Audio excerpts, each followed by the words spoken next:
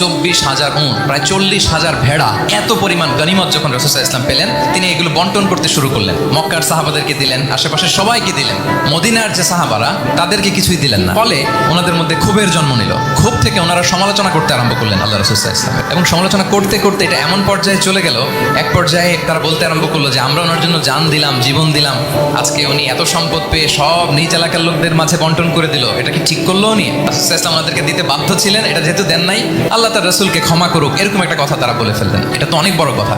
আল্লাহ রাসূল সাল্লাল্লাহু আলাইহি ওয়া আলিহি ওয়াসাল্লাম যখন এই কথা শুনলেন, তিনি সবাইকে ডেকে বললেন, ইয়া মা'আশারাল আনসার, যে ওহে আনসাররা, আমি কি তোমাদেরকে পথভ্রষ্ট পাইনি, পথহারা পাইনি?